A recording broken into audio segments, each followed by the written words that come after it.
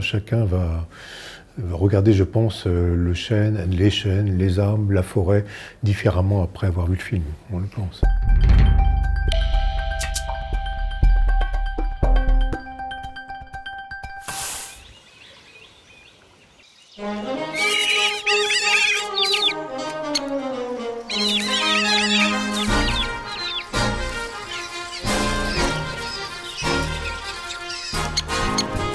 Le genre du film est un genre nouveau, mais c'est un vrai film de cinéma, construit comme une opération de cinéma avec casting, décor, acteurs.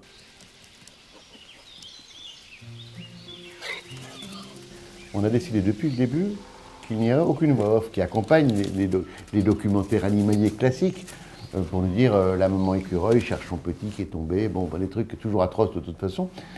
Donc moi, c'était une envie, c'est que les gens aient leur propre voyage. Tout est vrai. Scientifiquement. Oui. Scientifiquement, on a travaillé avec des scientifiques, des naturalistes, des ornithologues, etc. Et ce qui fait que le son est exact, c'est-à-dire qu'on ne va pas entendre le coucou chanter au mois de novembre.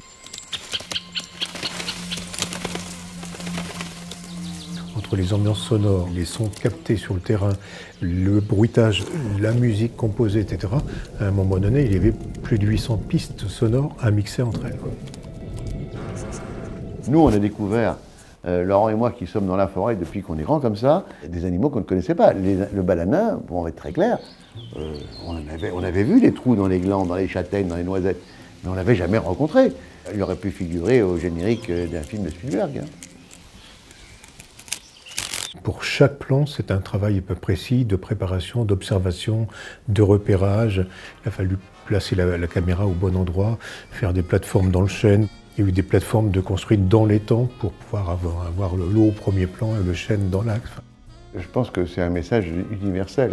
On raconte autour d'un lieu la biodiversité et le savoir vivre ensemble. L'interdépendance des espèces est indispensable.